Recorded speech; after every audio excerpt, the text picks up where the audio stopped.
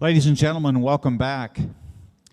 We're in for a really wonderful educational presentation and an absolute treat from a man who has devoted decades of his life now to the search for some of the truth about the abduction phenomena. Dr. David Jacobs, most of you probably don't know this, had his own battle to keep his job. Yeah, it was a years-long battle, actually. In 1998, for his efforts of trying to reach some truth in these subjects, he had to fight for his academic life. Yeah, very similar to what John went through, and just as bad, but just not simply as publicly known.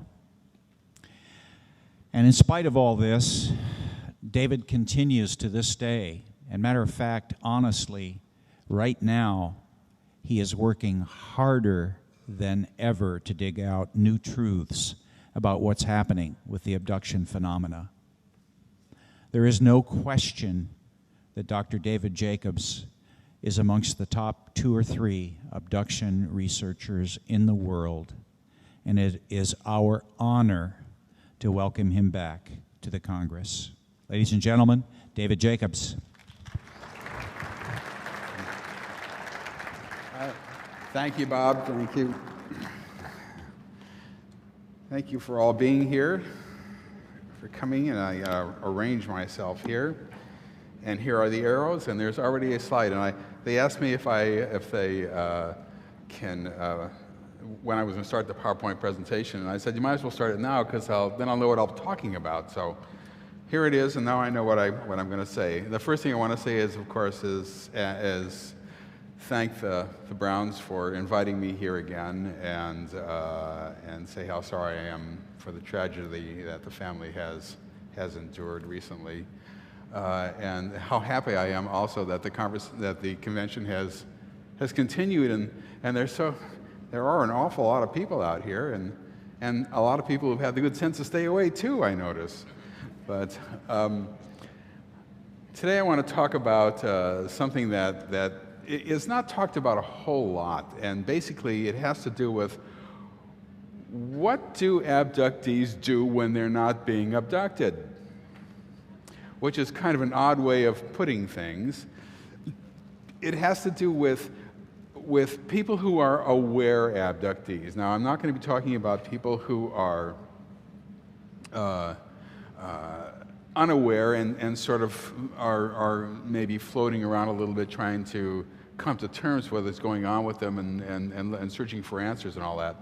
These are people who I have worked with and who pretty much know what has happened to them and certain kind of problems then are presented to them. And the first thing I want to talk about is something that people have sort of gone back and forth about. In fact, I attended an abductee group last night that was presided over by Yvonne Smith, and managed to force my way onto them. And they were talking about the trauma sometimes involved with this phenomenon. And one thing that you have to understand in terms of traumatic experiences and how traumatic this is that the abduction phenomenon begins in infancy and goes to old age. So when somebody comes to me and they say, I was first abducted at the age of 22, I automatically know, well, that's probably the first one that they partially remember as being an actual abduction event, but they probably had a whole bunch before then. And in fact, that has turned out to be true in virtually every case, that I've been able to look at.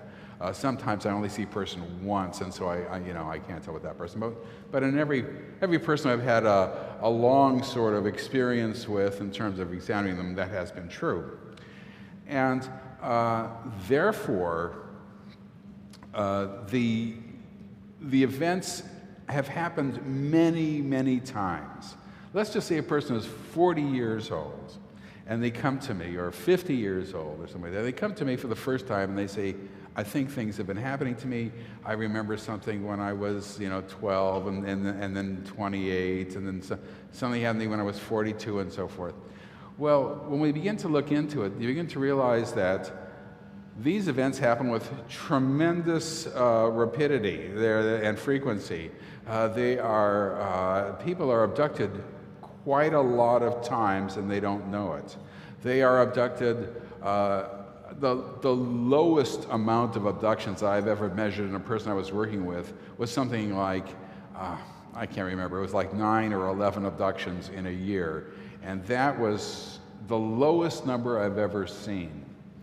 So the question then is, when you begin to do abduction event hypnosis, and you're dealing with a person who might have had, let's just say, 10 abduction events for 40 years, you see, suddenly you're dealing with 400, and that's the lowest.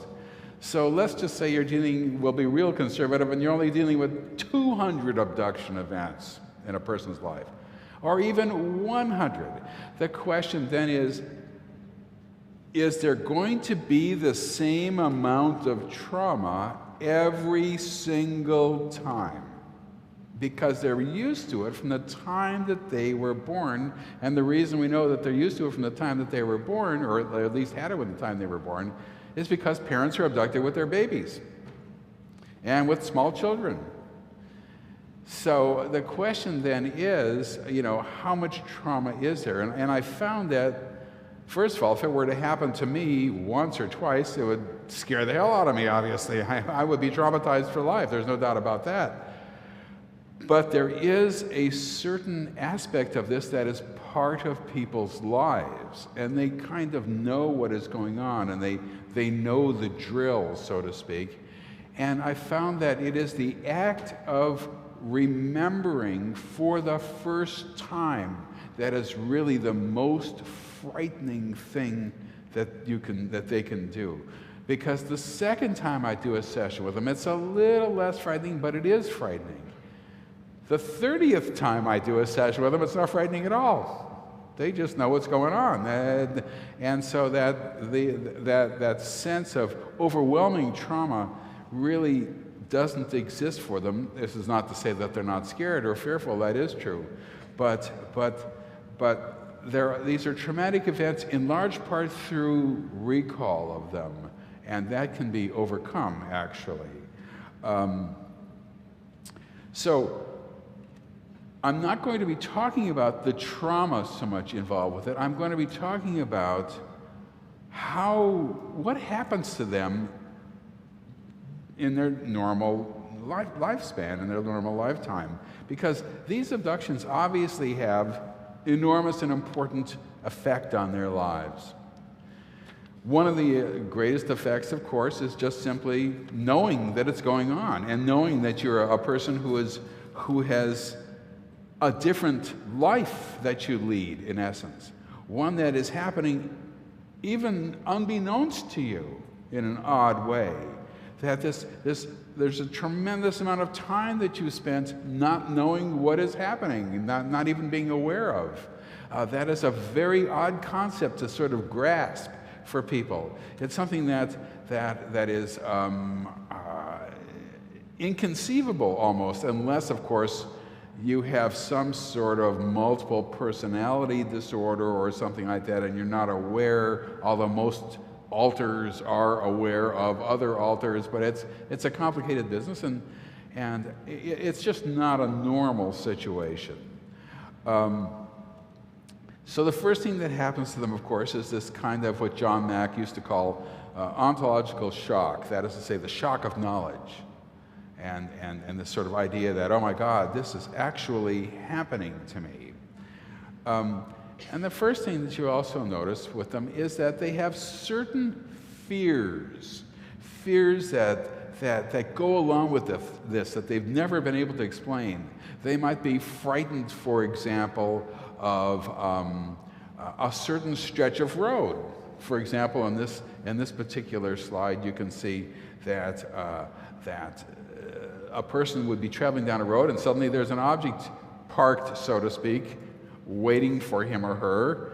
As the car stops, they're let out and into this object or whatever. This is an event that happened to a woman, and she was trying to describe to me how large this object was, how it fit past the 2 lanes of the highway and went off into a sort of a berm on either side. And then, for some reason or other, they forget this. Well, not for some reason or other, but they forget what happened, and then all they know is they're afraid of that place now. They don't want to go down that road anymore. That road is a road that they wanted to avoid. I've had people tell me how they'll travel miles around so that they don't have to go down this particular road. And I found that to be very, very common. And of course, there's something that I call the funnel effect, where people are frightened that it's going to happen to them at any time. It's not just fear of a place, it's fear of, let's just say, going to sleep at night. Because a minimum of 40% of all the abductions that I've looked at happen at night when people are sleeping. Maybe the other 60% happen some at night when they're not asleep, they're watching television, a lot during the day, and so forth. So the first thing that happens is they think, uh-oh, I hear a noise. I hear a noise. There's a noise. It's them. They're coming. They're going to come after me. You know, and I got to get ready now. And then I'm not going to go to sleep. And I'm going to sit up here and I'm going to wait. And I'm going to catch them. And then they sit up all night long and it doesn't happen. But it's like they funnel almost anything unusual into the phenomenon. So they will think to themselves, well, now I know why I am frightened of, well, now I know why I like strawberry ice cream, or now I know why I put my pants on one leg at a time, or whatever it is. They funnel everything into the abduction phenomenon, and it starts to take over their lives. And I warn people, don't do that. If you hear noises at night, it's just burglars. Go back to sleep. It's all right. A lot of them sleep with protection. You know, they have guns under their pillows and knives and all the rest of this stuff. They can't sleep at all at night, or they sleep. They only go to sleep when the sun comes up, and even then they sleep with the radio on. They sleep with the television on. They sleep with lights on if they do at night, and on and on and on. And it just, the whole thing can be very, very, very upsetting for their normal lives. Well, this fear of places, though, is actually an important one, and many, many, many abductees have it. They're afraid of their backyard. They're afraid of their basement. They're afraid of some odd room in their house. They don't want to go into the dining room or whatever. That's something they would never do. And you get this whole sort of range of fears. Now, one of the most important things that happens is coming back, and I know that Bud Hopkins has talked about this quite a bit, and so have I, is coming back with unusual bruises and fear and marks on people's bodies and on all the rest of that stuff, and puzzling, like, what? How could this happen? How did this happen? I have a slide somewhere here. Well, just here. This is just a straight puncture wound. This woman actually woke up with about 4 on her face and several on her arms, and this is just a close-up of a puncture wound on her arm. And here is a woman who has, I don't know if that's easy to see, but there's bruising on her arm, inside her arm and on the outside. Actually, it was all over her arm. And it was actually on both arms as well. And there's a lot of bruising on her legs. And normally, if you're sleeping alone at night in your bed, in your feather bed, you're not going to get all bruised up. You're not going to wake up unless, of course, you've had abduction experiences where this is extremely common. Extremely common. Well, this can be taken actually into different areas. For example, one time a person was came to my abduction group, and she had a broken wrist. Broken wrist. I said, well, how did that happen? You know, how'd you get? And her answer was, I don't know. Well, that's not an answer a 40-year-old person gives. You don't, if you were to break your wrist, you tend to remember what happened that would cause that. You know, it might stick in your mind. And she said she just sort of woke up with it, and it hurt like hell, and so she had to go to the doctor, and there was a broken bone.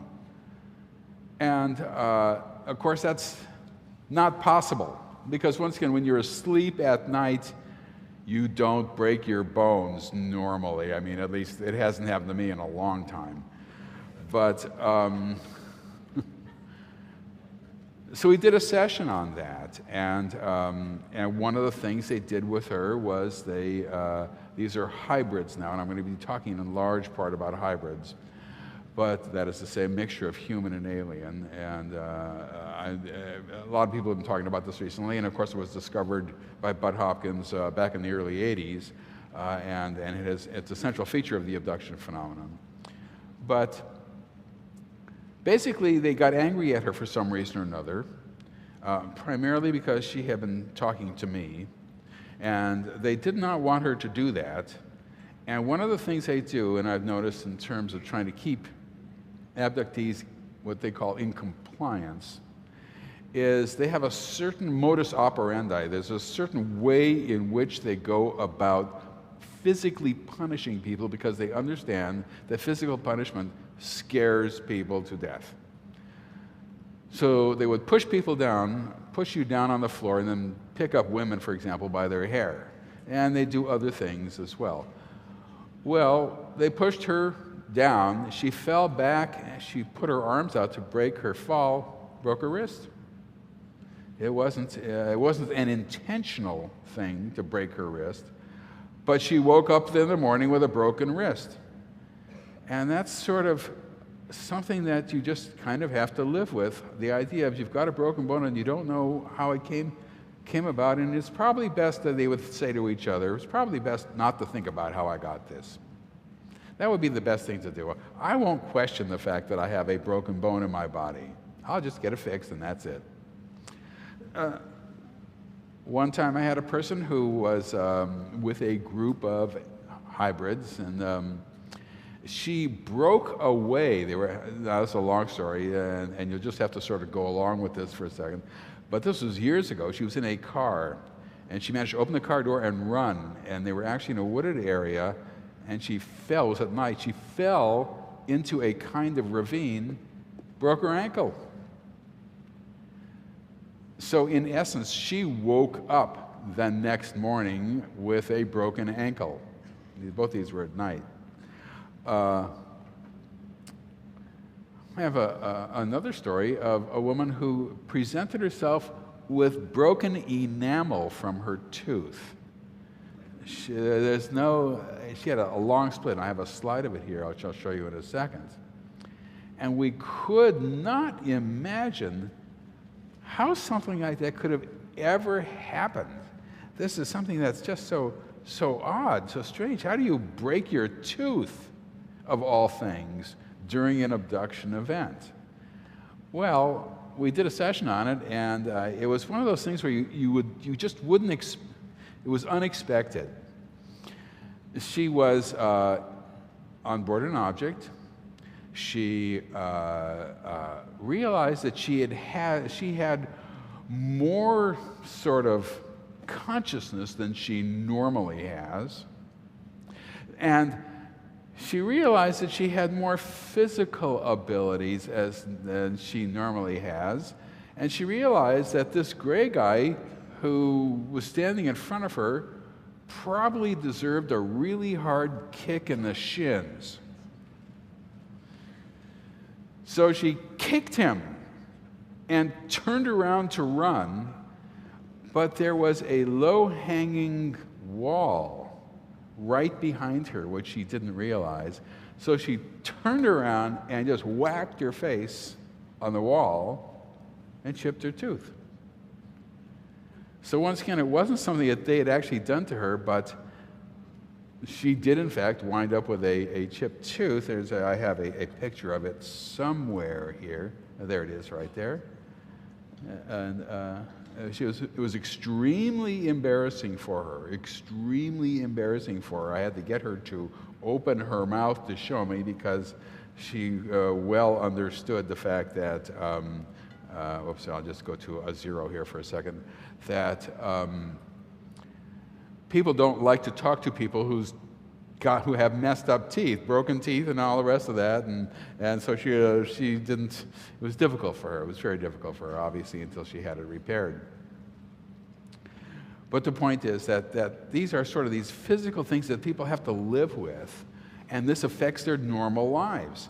There's all sorts of other problems like this too. Now, one of the problems for people who have a lot of abductions at night, and some people have most of their abductions during the day, and some people have most abductions during the night, but one of the problems is that in recent years, there has been a dramatic increase in the frequency of abductions for some abductees, more so than I have ever seen in my life. I've been doing hypnosis of abductees since 1986. I have never seen anything like it. And they would take people sometimes on a nightly basis. That meant that people were getting 2 hours of sleep a night, 3 hours of sleep. Well, if that happens long enough, you can get all sorts of problems. Physical problems can result from this. I don't know whether this is true or not, but a nurse told me that one of the things that happens is it can compromise your immune system, and that you just have, your lack of sleep means that you can't regenerate your muscles, you can't regenerate your ability to stop diseases and so forth. And I have noticed that a lot of abductees complain about things like Epstein-Barr syndrome, which is a sort of chronic fatigue syndrome, and fibromyalgia, which is a problem, muscles, muscle pains and so forth. And this might in fact be related to lack of sleep. Lack of sleep also means you're tired all the time and in danger of falling asleep at the wheel when you're driving your kids home from school. Lack of sleep means that you're cranky a lot. You don't have that regenerative power, so you feel better in the morning and all that. It can be and has been a huge problem for people. And the question is, how do they explain the fact that they're tired all the time? And the answer is they don't. Because many people live in households that where they have no support. That it's very difficult for them to explain anything that's going on to their spouses. And the spouse thinks that they're nuts, you know. And that leads to another sort of hidden problem of abductees. And the problem is, supposing you and your spouse want to get divorced. You've been married for a while and enough is enough. You've had it. And the spouse knows that you, male or female, you are an abductee. The first thing that spouse is going to do, and this has already happened a number of times, is immediately go to court, say she or he says that they're being abducted by aliens, having sex with aliens, I want the kids. This is a big problem. And the question then becomes, should the spouse ever say anything to the husband or the wife? And oftentimes they elect to say nothing. No, absolutely no. The husband, for example, doesn't have a need to know, and they don't. But then whatever support the spouse can give is not there. So they can't rely on their husband or their wife to help them with this. All they can rely on is the fact that they're protecting themselves in the future in case anything untoward happens, you know, and protecting the children and so forth. And this can be very, very difficult for people as well. Well, there are other odd things that you never would expect. Missing objects from the house. If there's a lot of abduction activity, oftentimes these beings, our special friends, as I call them, will take things. This one woman was telling me that she had this collection of comic books when she was a kid. And one day they were gone, and she blamed her brother. And she never got over it. She was always angry at her brother for years after that for stealing her comic books, although the comic books could not be found in the house. But she was certain her brother, who was this young kid, and she was young also, had done it. And she never got the comic books back. And we did a session once where these beings came into the house and took her comic books for various reasons. We've seen this before. Took a stack of books, and including her comic books. And she woke up and then they were gone, and that was that. For the next 20 years, it was lodged in her brain that her brother had done it. And then she said she's got to go to her brother and apologize now and say, yeah, this wasn't it. But it affected her family life. It doesn't seem like a big deal to us, but for her, it was a big deal. Here's another one that comes out of the blue. Hair cutting. A woman will wake up and there's a lock of hair taken out, except that it is an enormous lie. It's a huge chunk. They have to go and get a haircut to match whatever was done to them, because it looks like somebody cut a huge chunk of the hair out of their head, which they did, of course. But the question is, before they're aware of abductees, is who could have done it? Well, the only person who could have done it was their brother or their sister.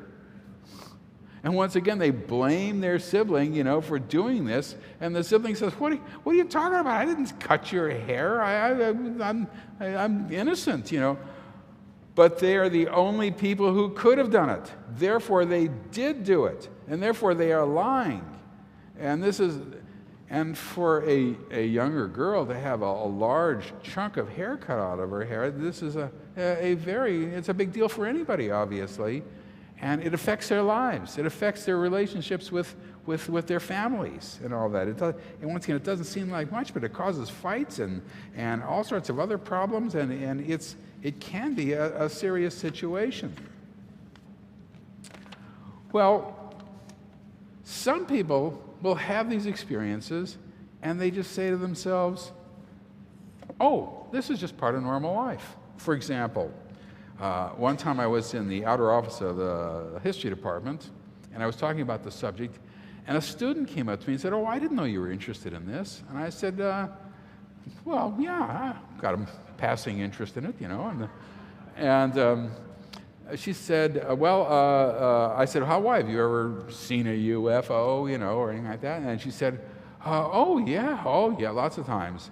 I said, well, come on into my office and we'll talk a little bit about it. Now, when a student comes into my office to talk about experiences or things that they've seen, I remain poker-faced throughout the whole thing. There's no way I'm ever going to say, oh, yeah, you're an abductee, you're one of them.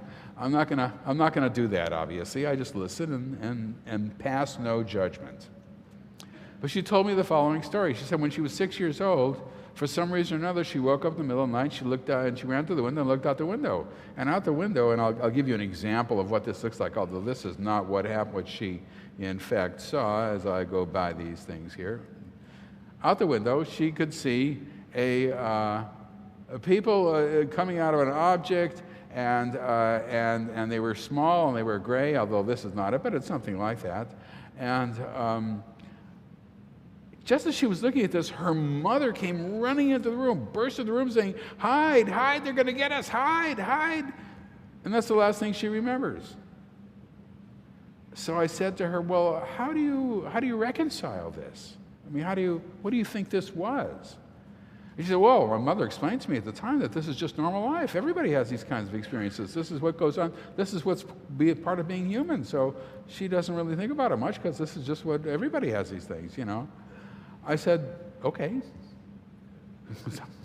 I'm not going to say no, that doesn't happen to everybody, and I just, because I'm poker-faced. But she was able to incorporate this into her life and live with it as a normal kind of situation. And oftentimes there'll be a situation where people will see things in their house. And here's this being standing in the living room, and they'll in some way be able to reconcile this as just sort of another realm. There's like some other kind of alternative reality that sometimes intrudes on them but doesn't bother them. Here's another one in a bedroom situation where this woman is lying in bed. She drew this herself, of course, where these things happen, and all I remember is these little snippets, but it's okay. They're able to sort of get along with it. And yet, at the same time, they know that something is wrong, and they have this nagging feeling all the time, constantly, that something is off, something is different.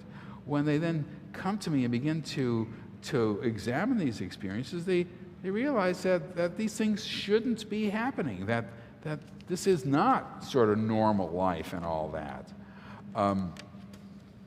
Once they begin to realize what's going on, one of the things that happens is, of course, is that they become very frightened of other people finding out. Nobody should ever know this. This will make me look bad. I support this conclusion. I tell them, you have to be discreet. The main problem is the workplace. They go to work and they start telling their fellow workers, well, last night I was on Mars or something like that. Then they're not going to have a job pretty soon. It's going to happen, particularly if they continue to talk about it.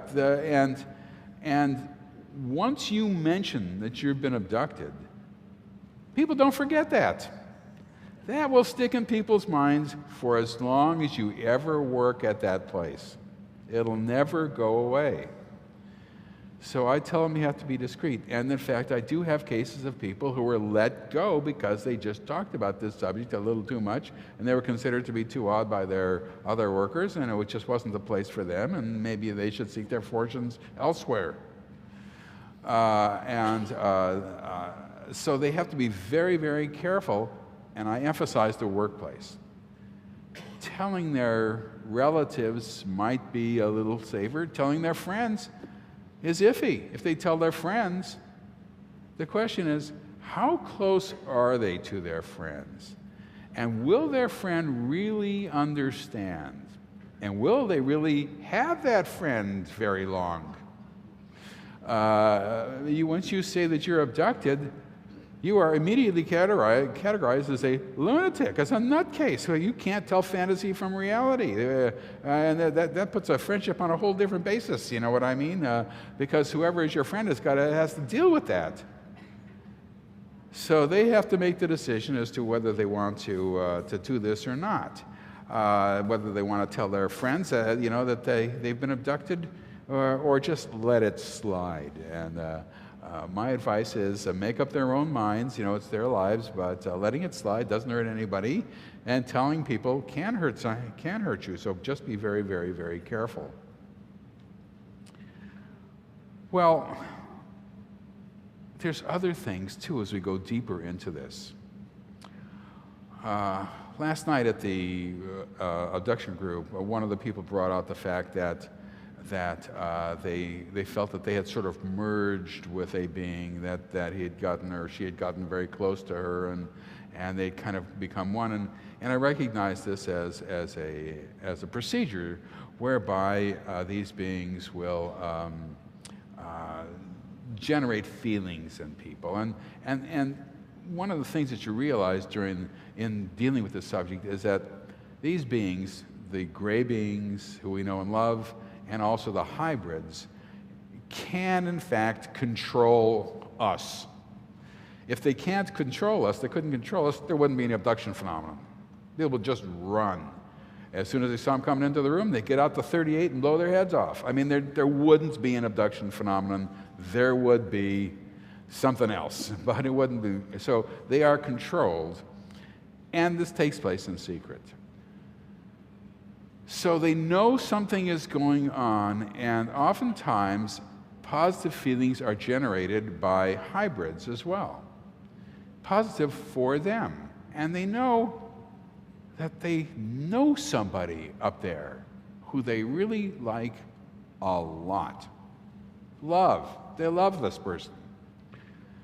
I was giving a talk near Washington, D.C. once many years ago, and I was at a hotel, and there was a woman who, a young woman, who's 21 years old, who was waiting for me in the lobby afterwards, and she told me that she had a sort of dream lover. I said, well, that's interesting, and she'd also had all these UFO sightings and these other weird experiences and so forth, but this dream lover was really bothering her. It was something that she liked a lot, but she didn't want to deal with. And the problem was that the dream lover had gotten to the point where she was doing nothing but waiting for him to come. And she had no social life anymore. She had broken off from everybody. She didn't go out with anybody, and all she did was wait for this guy to come and visit her who she loved. And the problem was that she knew something was wrong. This is not right. She wanted to go out. She wanted to have other friends and boyfriends or whatever it was, but it was her dream lover. It was all she was interested in, and that was it. And it was destroying her life. Everything was being funneled into this. She couldn't get it out of her mind.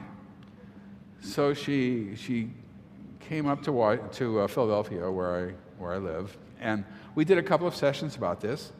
And sure enough, it was this hybrid guy who she loved beyond imagination. And he would come and visit her, and we did a couple of different times when he would come. And they got along very well, if you know what I mean. And then he would leave, and she was sad, and etc. And there was another problem. And the other problem was that she was African American, and the hybrid was not.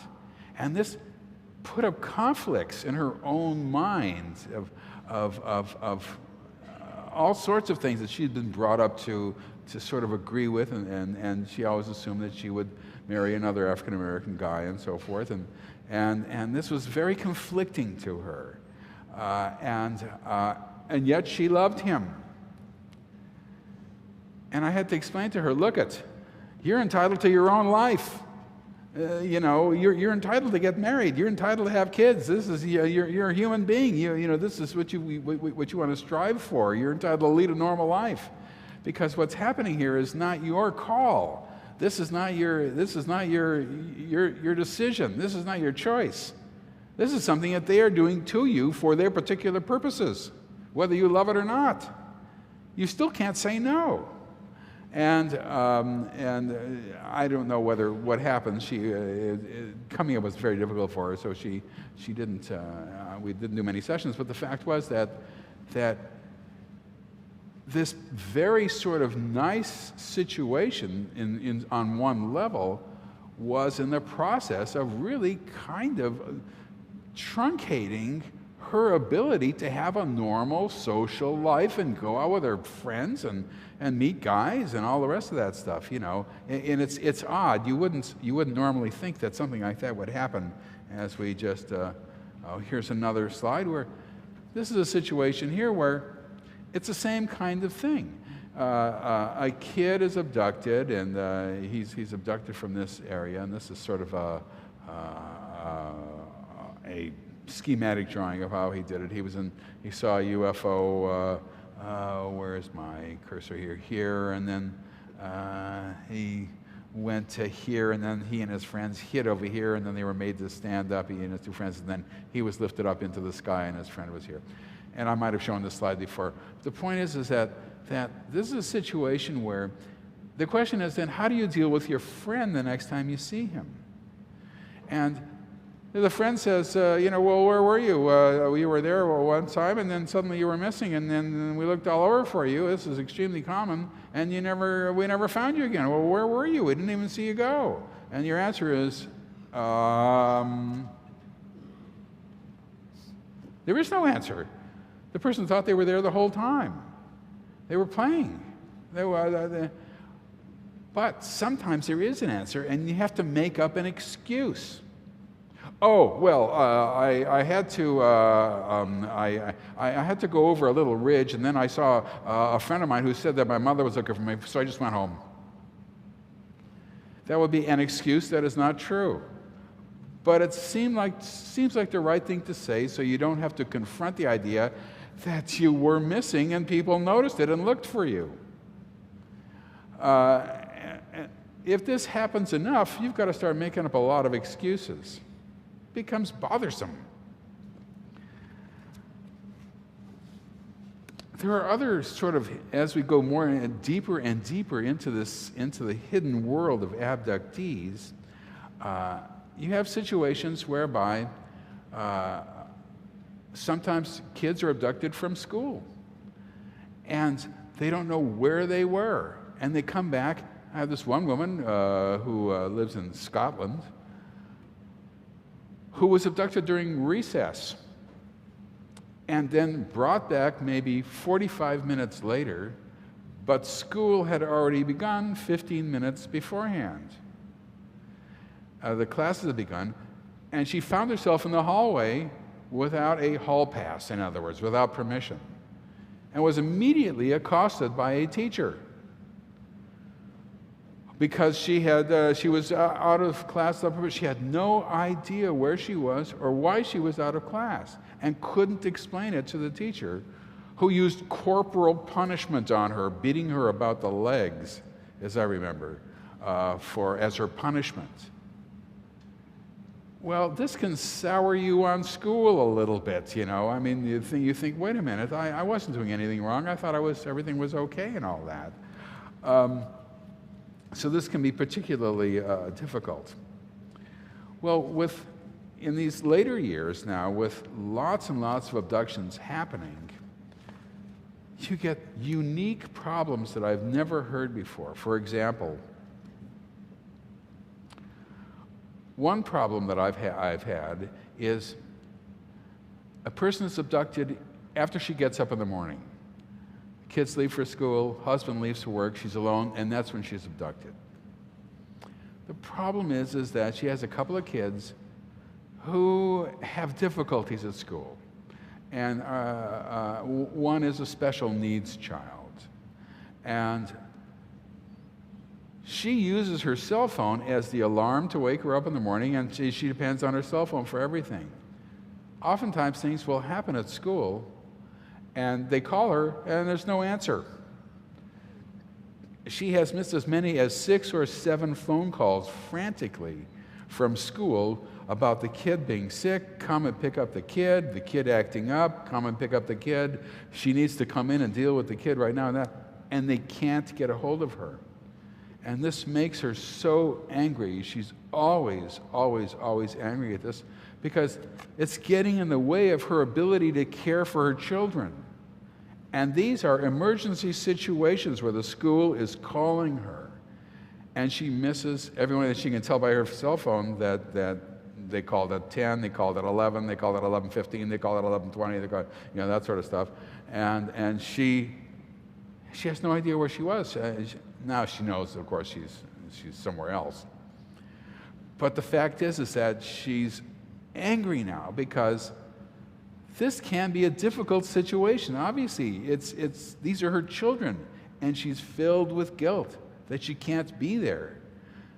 So she has to make up excuses to the school. Well, I was busy, or I was sick, I was this, or I must have been in the bathroom and I didn't hear, anything. And eventually, she said, you run out of excuses. As they told her, she's one of the most difficult people they've ever dealt with in trying to get a hold of in the morning. No parents are like that. If they know the parents are at work, they call the parent at work. If they know the parents are at home, they call the parents at home. And if you have a cell phone, the cell phone is with you at all times, and they call her on her cell, and she never answers. If this goes on long enough, you can actually see a scenario of the state stepping in and saying you're not taking care of your children well enough, or some horrific thing like that. I hope it doesn't lead to that, and it may not. But you can see a situation where something like that could happen. And there's nothing she can do about that. Absolutely nothing. It's a very, very difficult situation.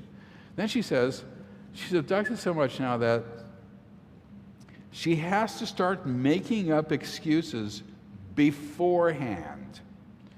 Now, if she goes to the market and says, I'll be home in 20 minutes, and she comes home 4 hours later with a carton of milk, she's going to have to tell her family why she's missing, because she's an aware abductee.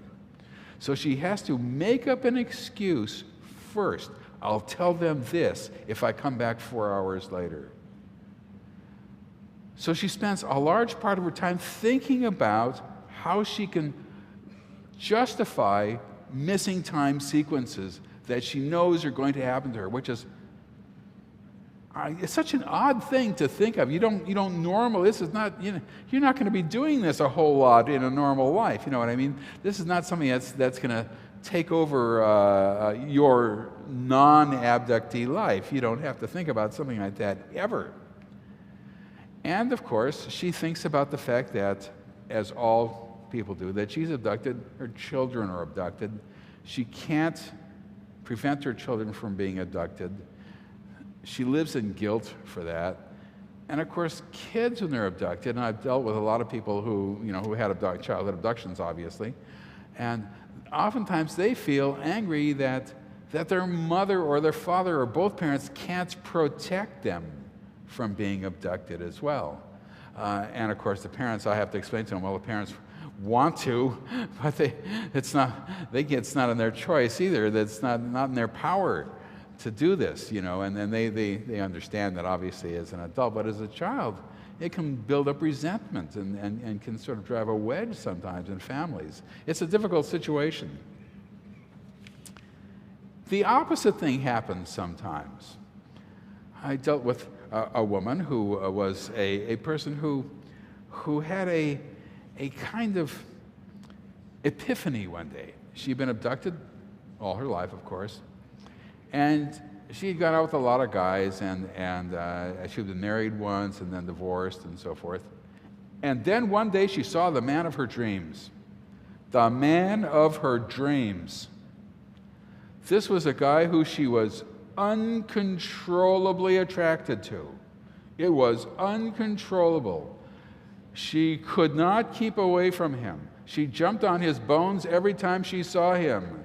It was out of her control. She loved him. This was the guy. She was 37 years old. He was 75. He was short. He was bald. He wore thick horn rim, turtle horn rim glasses. He was the man of her dreams. They got married. I mean, this was serious business. All the while she's thinking to herself, why is he the man of my dreams? Why am I getting married to him? But I know I love him. And then eventually she realized something is wrong. Something has been wrong, and they slept in separate bedrooms and all that. And he died when he was about 87. And they were still married, and but they learned to live their own lives. But it was such an odd thing, and then she realized that all these sort of loving feelings that are actually neurological procedures that are done by gray beings had been transferred to her. So instead of driving a wedge in some way, it drew her close to this guy she met, who actually was I can't tell you who he was, but he was a prominent person in the Philadelphia area, whose death was a major event and so forth. But the fact is that he wasn't her type. Let's put it that way. And she knew it. And yet she had this uncontrollable urge to be with him. She sort of laughs about it to a certain extent now and is remarried and all that. But it was a very unusual episode in her life that to a certain extent affected the course of her life in a way that she probably wouldn't have wanted to have happen, Well, there are other things that happen as well. I mean, there are people who have any number of situations that come up with them that relate primarily to the idea that they must hide the subject, they must keep it secret, and yet at the same time they're tremendously drawn to it in some way, and it starts to take over their life. Now, sometimes this can go two ways. One woman, I dealt with this woman in Scotland, was told when she was 12 years old that she must never go to school again.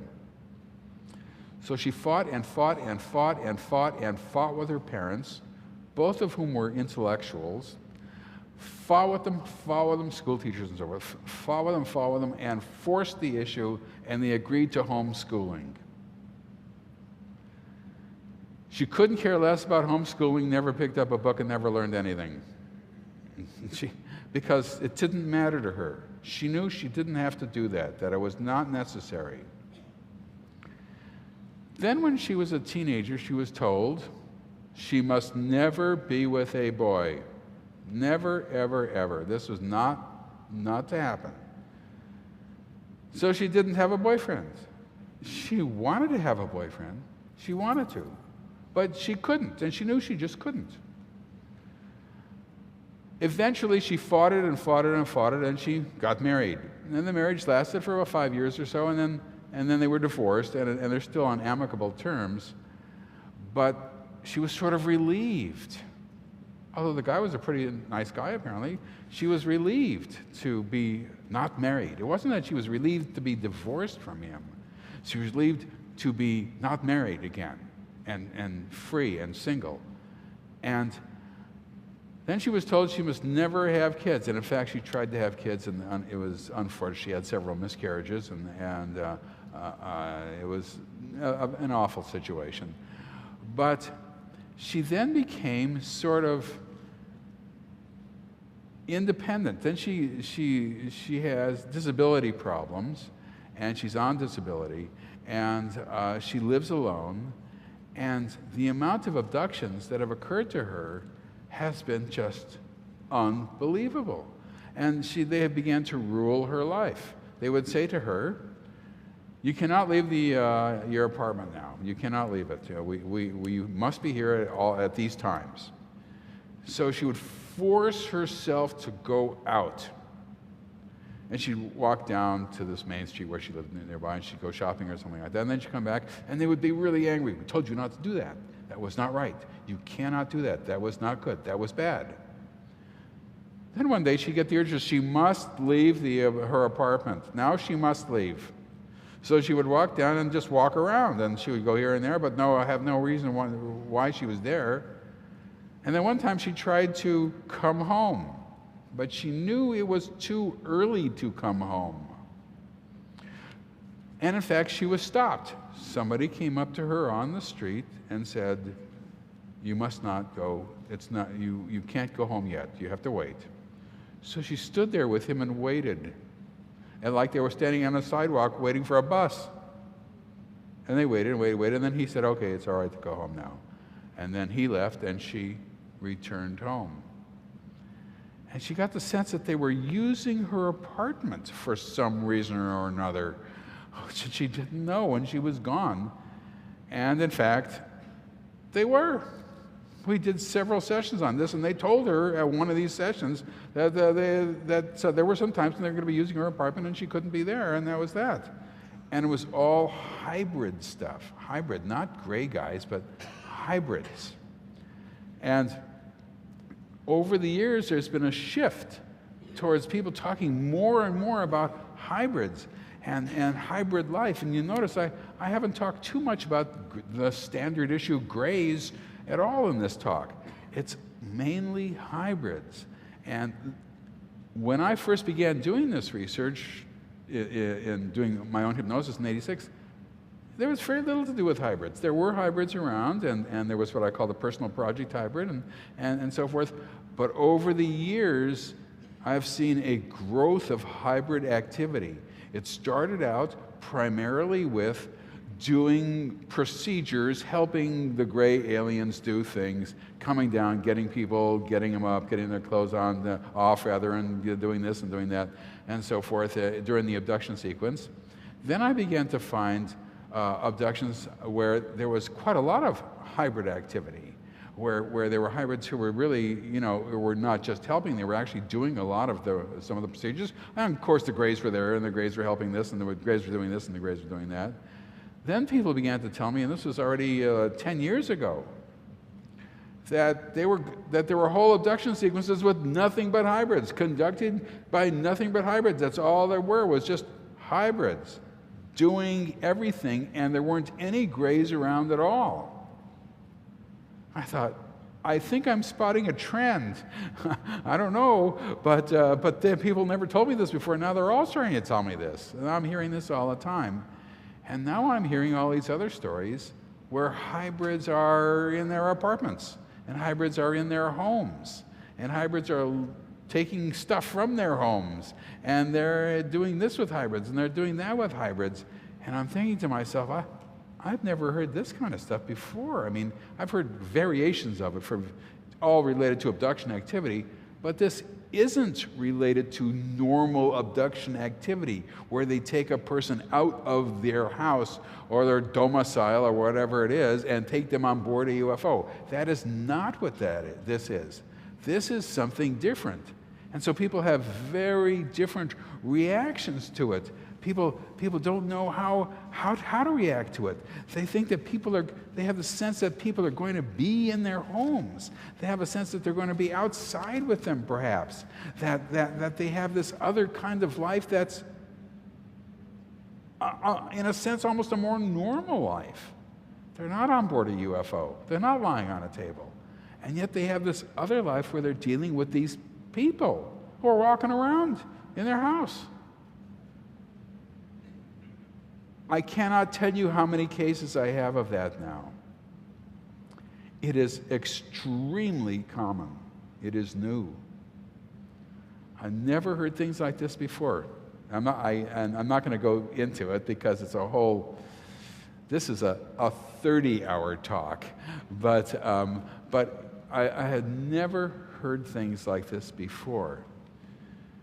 But what it does is it's coupled with regular abductions. They also still go on board, and there are still grays there, and they're still on the table, and they're still holding babies and this and that and all the rest of that stuff, and that's happening as well. So what you're looking here is a net increase in the amount of frequency of abduction events, if you then include as an abduction any kind of contact, and therefore being in control of by any hybrid or alien of any sort anywhere. And that would be a much better way to look at abductions. It doesn't have to be an actual abduction on board an object. It can simply be in the control of a hybrid. That's good enough. That's an abduction event, and you may not ever leave your house. Something like that I never considered to be possible when I first started doing this research. It was not within my purview. It made no sense to me. It wasn't something that I would even listen to. It sounded crazy.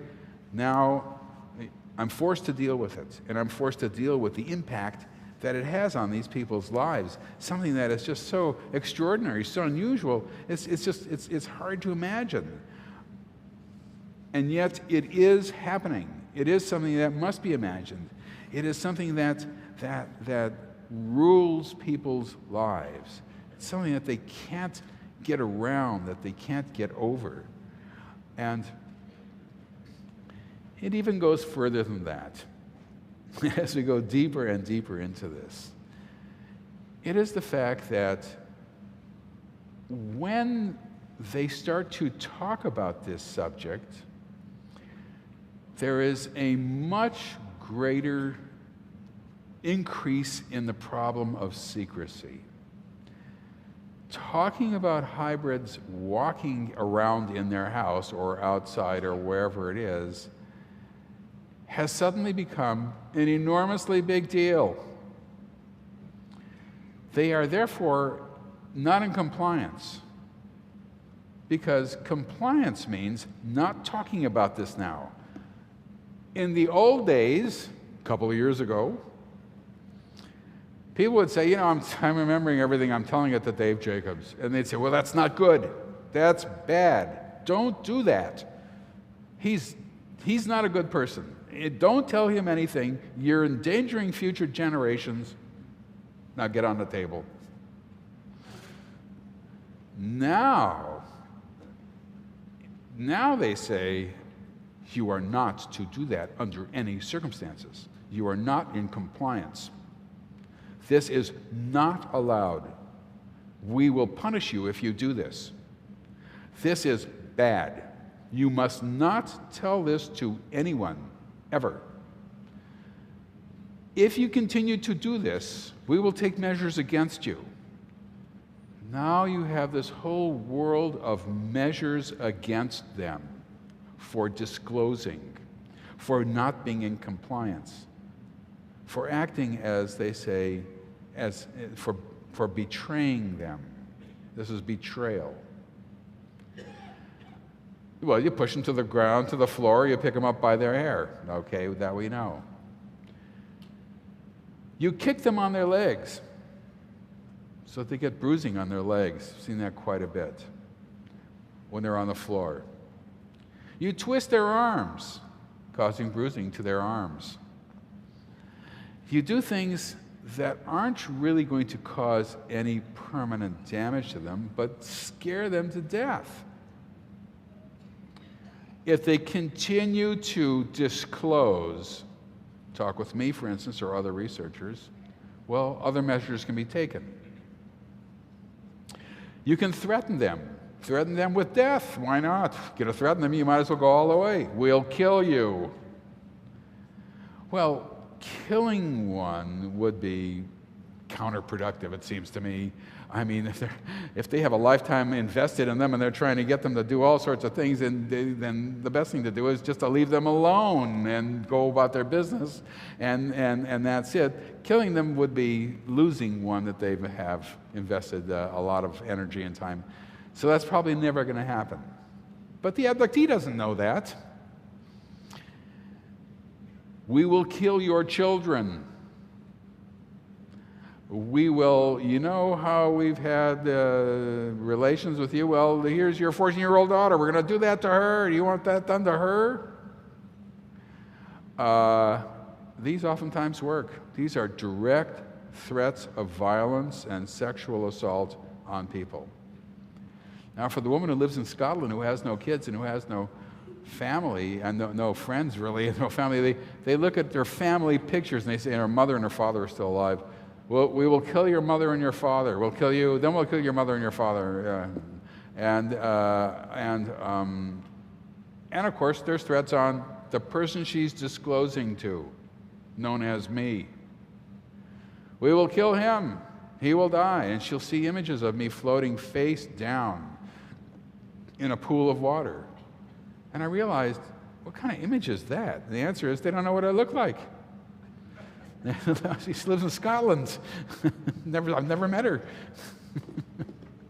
So I'm floating face down in a pool of water, dead, and it'll be her fault. She caused it. She is the one who's the guilty one, because she was not in compliance.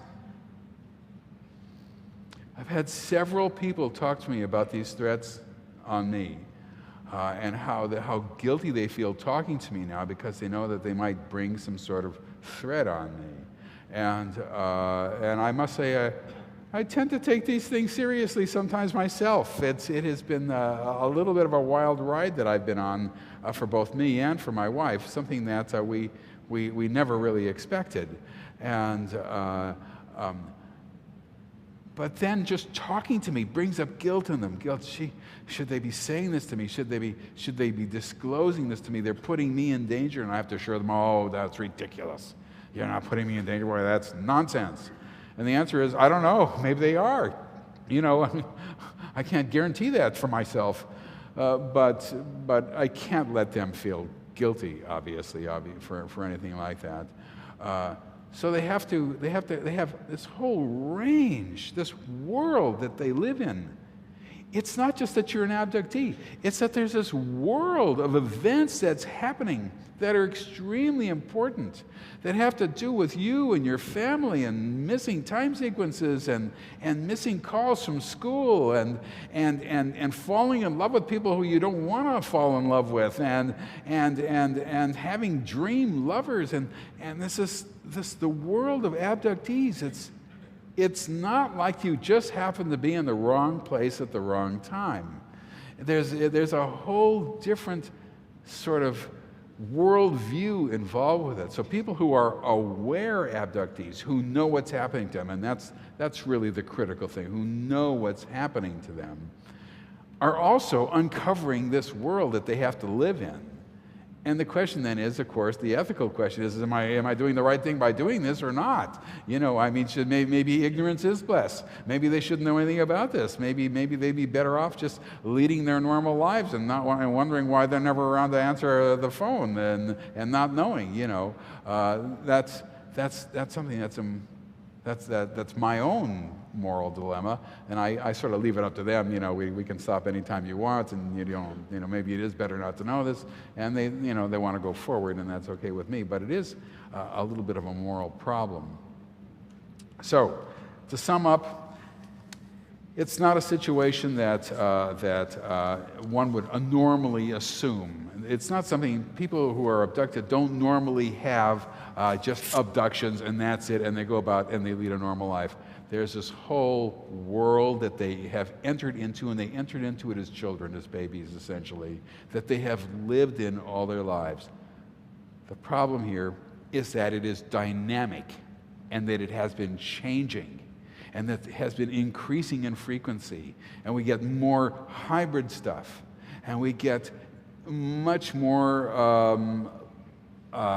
problems of disclosure, problems of talking, and all these things, all leading up to the sense that there's a greater disruption in their normal lives than ever before, and there's a greater disruption in their normal relationships with the world around them as well. So it's not enough to say a person is an abductee.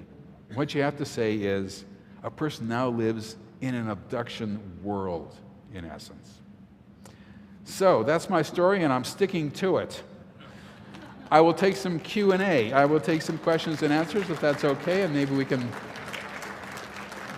Thank you. Maybe we can have the lights on, and if anybody has any questions, we can sort of deal with that. Yeah, if we can have lights on, of course. Much better. Thank you. Testing. These lights are very, very bright. That's why I was looking over there most of the time, because I look over there, it's like, ugh. Testing. A question. In past readings, past conferences, perhaps from you or for Dr. Mack, we heard that it's possible to resist. That is, if you find someone, a hybrid in your house, can you tell them to get out? The question is, if you find a hybrid in the house, can you tell them to get out? Can you resist? The answer is yes and no. Resistance does not, when people resist, you're dealing with a certain kind of behavior that is, I think, genetic as opposed to willful.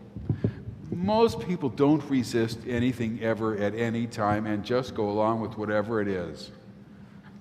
And they can't. They want to, but they can't. They don't even occur to them, Some of the people I've dealt with are natural-born resistors. And they'll say, and they'll say, get up on a table, and they'll say, no, I'm not going to get up on a table. And then they'll have to be forced to get up on the table. Or else they'll have to be calmed down neurologically, and then they get up on the table. But the answer is that they cannot say, go away. And in fact, when there is one of these hybrid types in the area, in the room with them, who is having his way with her or whatever it is, they can't say no, except every once in a while I will get somebody who can say no. It's extremely unusual, and it causes major disturbance for them, and it is almost not worth it. and they lapse out of compliance, and it is bad, and it is horrible, and they can be punished severely for it. And but it's unusual. It is unusual. It is not something that occurs routinely. It's something that's always amazing for me to hear. I want to commend you for using the word abductee, and I want to make a plea to the UFO community. Please dump this expression, experiencer. I'm writing a book called Freedom from Religious Guilt, and it urges people to go from being believers to experiencers, and they are going to think of nothing but rectal probes and sperm extraction. Please go back to abductee. If it's done against your will, the newscaster will say, we're trying to minimize collateral damage. And that's such a nice, soft sounding term. And it means we're killing innocent men, women, and children in Iraq. And yet collateral damage sounds so soft. Experiencer sounds so soft. In my bathroom is toilet paper. It's not bathroom tissue. So please, I plead with you to get back to abductee, and I commend you once again. Well, thank you. Believe me, it's not something that I think a lot about. I grew up with the word, and I never quite got used to experiencer, and the whole concept of using that word as an experiencer has a long and jaded history, and it was actually formulated as an attack, essentially, on people who felt that the phenomenon was not in the best interests of people. Let's put it that way. And when you change it from abductee to experiencer, well, anybody can experience sort of anything. I mean, if you do go on a river raft, well, that's an experience. But I never liked the word abductee. There's something harsh about it. There's something I don't like it. And in fact, in the mid '80s, I was at a conference where a group of people who were abductees and other researchers got together and tried to figure out what. This is before the word experiencer came up. Tried to figure out what other word can we use other than abductee, because you can't just define a person by the fact that they're taken up. You know, that their whole definition of this person is an abductee. It's not right. And but nobody could come up with another word. That was the problem. So when experiencer came along, it was another word, but it was so different than what abductees had been experiencing, so to speak, that it immediately caused a sort of conflict within the UFO research community as to which word to use. So I think perhaps the best thing to do is to say abduction experiencer. And that sort of, bridges both worlds, but it's cumbersome. That's the problem. You're adding all these syllables, so I just say abductee again. Thank you much, Dr. Jacobs. It's a pleasure to have you here. Well, thank you. Thank you. Some years ago in the MUFON Journal was a experiencer who was an abductee, and he had a helmet that went over your head at night, and he claimed that this helmet with the right stuff in it would prevent being an abductee. And he asked for people to come forward and just ask for the helmet. Did you know about it? Yeah, there's a man by the name of Michael Mencken who puts a sort of polyurethane, he puts some sort of filter in a kind of, well, it looks like a World War I flyer's helmet, this leather thing and he says that people who've had abduction experiences will wear it, and then it seems to stop the abduction experiences. And he's got a lot of people saying this, and the answer is I don't know whether it stops the experiences or not, but I have actually encouraged him, because I think he's on the right track. I think that what you're dealing with here is if a person can be controlled, and they can be controlled from a distance, then it's got to be neurological control, obviously, and it's got to penetrate the noggin, to use a scientific terminology. And if that happens, how can you prevent it from piercing the noggin? And so he is the one person who figured this out, basically, and said, well, what we got to do is we have to have a covering on the head. Well, you can't walk around 24 hours a day wearing a World War I helmet or something, or it's this leather Flyers Ace, that thing. Anyway, and it doesn't cover the whole face either. It just, and it's you can't walk outside with it. Let's put it that way. You can only wear it in the privacy of your own home. But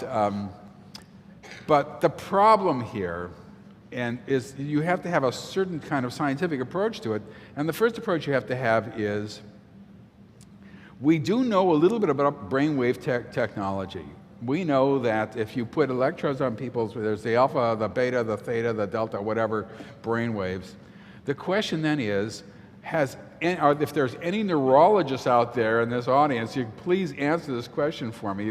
I've tried to look for sympathetic neurologists. There are not a lot of them. There's no neurologists on MUFON's list of consultants and so forth. But the question is, if you can measure, by attaching electrodes, measure brain waves, at what point do you stop? Which brain waves are getting through? Now, if you then lift the electrodes up 1/4 of an inch, can you still measure those brain waves? Now, however that can be done. In other words, which waves travel the longest, and which waves are blocked early, at the shortest, and therefore you have to build a contraption that will be in some way related to actual brain wave activity, as opposed to what he's doing with just putting the shield. And if you can do that, then I think that you're much more scientifically grounded. But the problem is that people do not know much about brain waves after they leave the head. they just know from the skulls, and that's it. So, but as crazy as it sounds, I think he's on the right track. Now, the problem with saying it stopped the abductions is we don't know how many times they've been abducted, and they don't remember that they were abducted, and they think that the helmet stopped it. So you see, we don't know how many times they were told to take off the helmet before the abduction, and then have an abduction, then put it back on and say, see, nothing happened to me. I'm still wearing a helmet, and nothing happened, because I don't remember anything in the middle. That we can't measure. So even when you get the anecdotal evidence out that, yes, it stops it, I also have people who say, I couldn't wear it. I was forced to take it off. And I also have people say it didn't matter. But he's on to something, which is why I've still encouraged him. He's on to something. Thank you for your presentation, Dr. Jacobs. My question is I know that you've been doing this for at least 10 years, 12 years. How many years? How many years have I been doing this? I'm doing abduction and UFO research for 41 years, and doing abduction research starting without abductions since 1982, and abduction regression since 1986. Over that time period, you've had literally thousands of stories told to you. That is correct, yeah. And not exactly thousands, but over 1,000 anyway. Okay. What I would like to know is let me just say, over 1,000 I've investigated myself. Thousands and tens of thousands told to me, yes, but not that I've investigated. My question is that you have a lot of anecdotal stories, etc. What I would like to know is, after hearing all these stories, what do you personally feel is the agenda of the abductors? Well, actually, I can talk about that to a certain extent, because I wrote that in my book, The Threat. And this was the book. The book came out in '98, so you would think it's a little long in the tooth, but actually I reread it recently in light of the previous years of knowledge that I've had, and it's not bad, pretty good. And what I decided in that book was that this is a phenomenon that is not an experiment. that it is not a learning situation, that it is not something where they just need to know about us, so they grab somebody and they examine them and they look at their feelings and they look at their this and they look at their that and whatever else they look at and all the rest of that stuff. This is much different than that. This is, in fact, a program. And as a program, it is administered almost assembly line fashion on one level. And people are abducted throughout the course of their lives and have been probably since the 1890s. And as a program, it has a beginning, a middle, and an end. And it's goal-directed. And it's secret. There's one reason. I have a whole chapter on secrecy in there for various reasons. I know a lot more about secrecy now than I ever knew. But the chapter that I did on secrecy in there was one of my proudest chapters. Nobody ever said a word about it, I'm ashamed to say. But it was to protect the fetus and to protect the program and to ensure the longevity of the program and all the rest of that stuff. The point is that the secrecy program is extremely important. And without secrecy, once again, there'd be no abduction phenomenon. We'd know it, and they were coming, and we'd get them. But the point is that they don't want us to know what they are doing. That is the bottom line. That is simply not an arguable. It's not arguable. They are secret because they don't want us to know what they're doing. Period. That is the bottom line. Maybe they're doing something wonderful and great and terrific, but they still don't want us to know. That's why it's secret. And so this is a program that is leading to goals that they don't want us to know. Otherwise, we wouldn't have spent all these years trying to figure it out, you know. And if you haven't had hypnosis with a competent investigator, you know, people are very scattered. There's all sorts of different ways in which you can think about it, and people have different ideas and different viewpoints, and some of them are right on it, some of them are off of it, and it's very, very, very scattered and very, very difficult to deal with unless people sort of know what happened to them.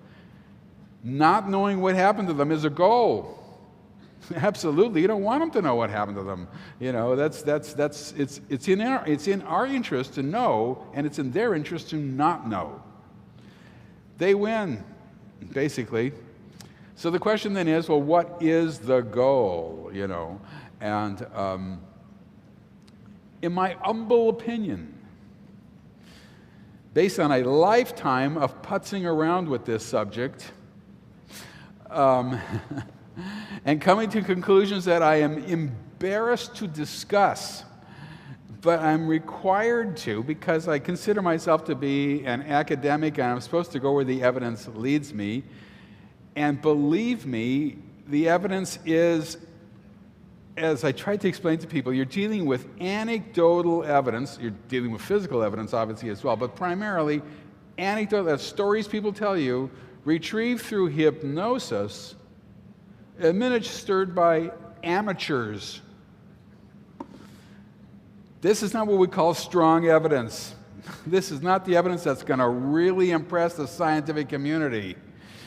So, given that, you still must go forward and say, okay, all right, it's evidence nonetheless.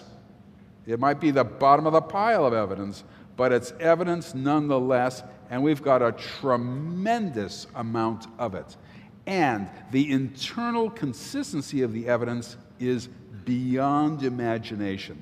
It is breathtaking in terms of the detail of what this phenomenon is like. And, you know, there's all sorts of phenomena that we know about, and we really just don't know much about. We have surface knowledge of all sort of paranormal phenomena.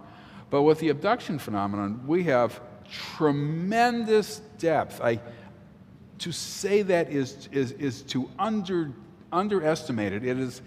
I'm underemphasizing it. To say it's tremendous, it is literally mind-boggling how much we know about this subject that is completely consistent with what everybody has been saying for years and years and years and years and years, and goes on and winds its way to an inexorable conclusion that I hope I will get to myself. And so I do think that this is, in fact, a building, a creating of these hybrids to look more and more human and to integrate into the society. And the problem with that is that they have the ability to control humans and we don't have the ability to control them. This is not the kind of situation I would like to see. I would like to see us have the ability to control them and them not have the ability to control us. See, that would be my ideal world. But that I can't make that happen, unfortunately. And that's what people tell me over and over and over again, as late as Wednesday night. And so I can't do that. So that means that if this were to happen as people have been telling me, and as the evidence, in my opinion, has sort of gone to, it means that we will become essentially second-class citizens, in a sense. You know, there will be people who have these abilities to tell us to go over to Starbucks and buy them a cup of coffee, and we won't be able to say no, you know, or whatever they want to have us do. And so I look to the future and I think, gosh, this is not the future that I envisioned when I first started looking at this subject. I was filled with enthusiasm. I loved it. It was wonderful. It was great. And this might be contact between two species. And we learn how to cure disease and stop war. And there'd been exchange of information. And they could learn about us. And it didn't play out that way. I wanted it to. I was looking forward to it playing out that way. This would be wonderful. Just like, you know, I mean, just like sort of in science fiction. And then I realized there is no such thing as contact. There's a popular culture concept. It's not a real concept. There's no evidence for the concept of contact. It's not working out that way. And so I look forward, and I look forward with a little bit of unease, I must say, just a tad of a smidgen of unease. But my job is not to talk about that so much. My job is to unravel what is happening, how it is happening, and how they're doing it. And that'll be the subject of my next book, which will be, how are they doing this? What is the bureaucracy involved with doing this, if you can imagine that? What are the functions of various people in doing this? What are the functions of various hybrids in doing this? How exactly do you integrate in this society and you don't have a social security card, for example? Well, I guess that's not a big problem for a lot of people in this society these days. Just have one made for you, you know. But there's all sorts of other problems about doing that. Oh, 2 minutes remaining, sorry. And so that's what my conclusion is, that this is ultimately an integration program on some level, much as I am embarrassed to say that. Yes, I'm sorry to keep you standing there this whole time. I bought your first UFO book back in the 70s. I still have it, and I've shared it. And then in the library, I read Secret Life and The Threat, and I want to thank you for all three of them. And then Virgil's staff had a review in the MUFON Journal of the Book of the Allies. So I ordered those and read those, and I found you were so much in accord. And they told me you didn't want to read it because I read channels, and I wondered if you ever did. The question is about the Marshall Vian Summers and the Allies of Humanity. I see I only have one minute left.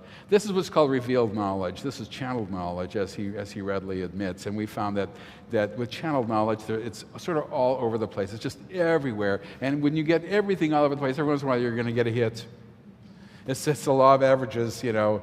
And so what happened is he got a hit. And he is sort of similar to mine, but I would be exceptionally careful with any kind of revealed knowledge. Thank you. I'm getting the wrap it up sign. Thank you very much. I appreciate it.